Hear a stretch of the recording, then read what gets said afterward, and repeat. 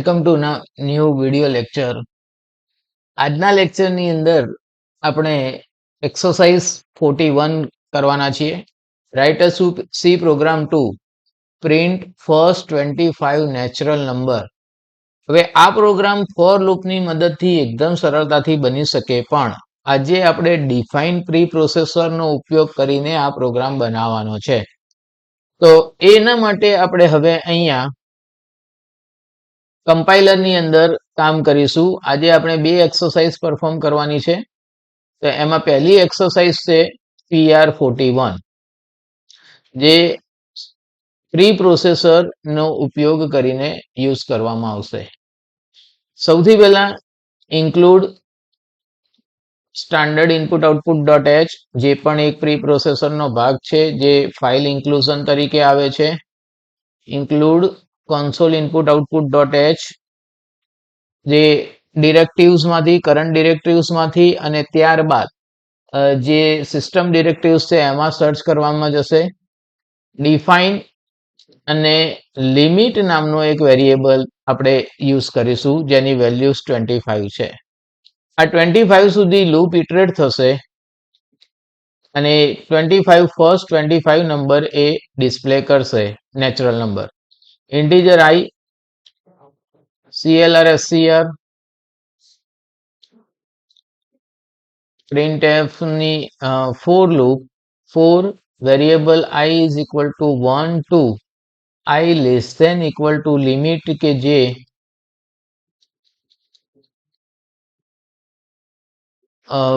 ડિરેક્ટિવ્સ છે pre processor, જે simple macro કેટેગરીમાં આવશે, અને I++. printf %d and variable of I. get ch આપણે /t નો ઉપયોગ કરીશું, તો દરેકની વચ્ચે આવશે space. File has been saved with F2 and control F9. તો આ પહેલા 25 નેચરલ નંબરનું પ્રિન્ટિંગ છે, જે આપણે ડાયરેક્ટિવ્સની મદદથી ઉપયોગ કરી શકીએ, જે ડિફાઇન, જે લિમિટ છે એની મદદથી. હવે આની અંદર આપણે ઘણા બધા ચેન્જીસ કરી શકીએ. ફોર એક્ઝામ્પલ, આપણો જે બીજો પ્રોગ્રામ છે આજનો, એ બીજો પ્રોગ્રામ છે write a C program for giving the concept of hash if preprocessor. તો એ hash if preprocessor છે એના ઉપયોગની મદદથી આપણે કેટલાક જે આગળ પ્રોગ્રામ બનાવ્યા હતા એ આજે બનાવવાનો પ્રયત્ન કરીશું. For example, now alter f new and PR41.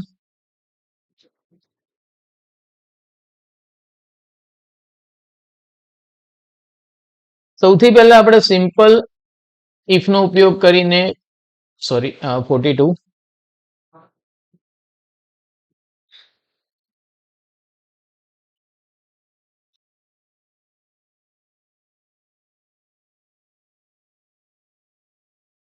Okay. include standard input output dot h, include console input output dot h, void main. આપણે સૌથી પહેલા if ડાયરેક્ટિવ્સ નો ઉપયોગ કરીને નંબર પોઝિટિવ છે કે નેગેટિવ એનો પ્રોગ્રામ બનાવીશું. printf enter number,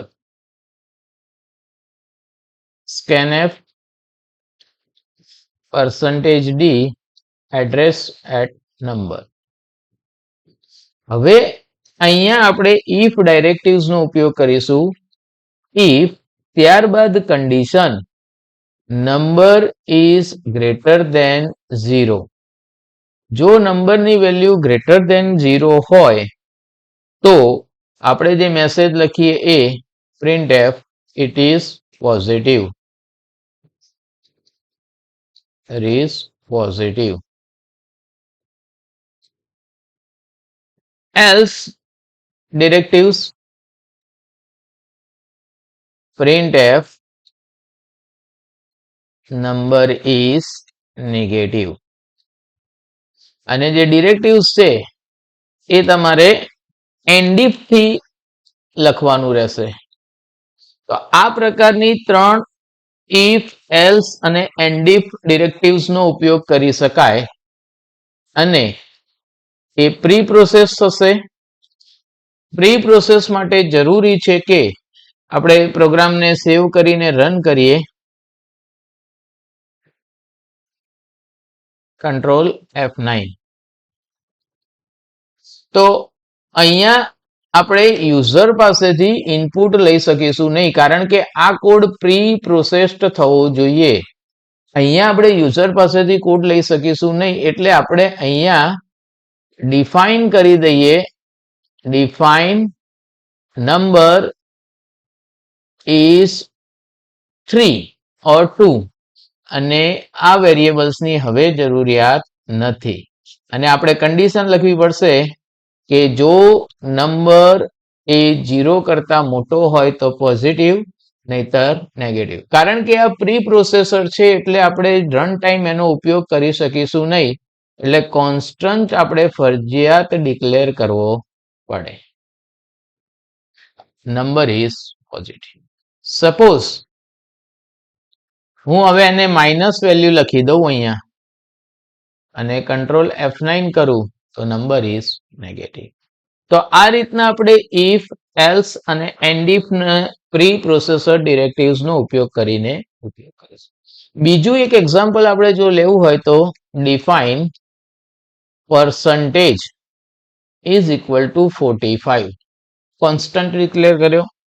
હવે હું અહીંયા ક્લાસીસના આધાર ઉપર if percentage is greater than 40 and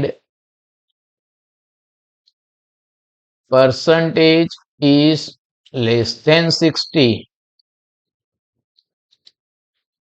then you got pass class.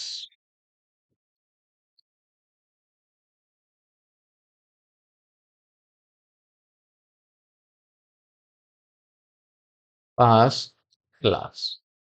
Before that one, I can write one more condition. If percentage is less than 40, we can write a message printf, you failed exam.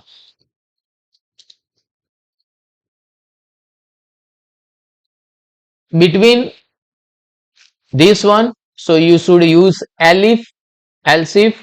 elsif માટે જે pre processor directory છે elif. એવી રીતના ત્રીજી condition આપણે બનાવી શકીએ same elif સાથે. elif percentage is greater than 60 and percentage is less than 80,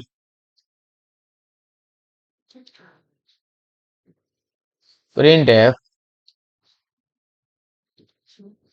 you got first class. જો ઉપરની બધી જ કન્ડિશન ખોટી હશે તો એલ્સ પાર્ટ એક્ઝિક્યુટ થશે અને આવશે you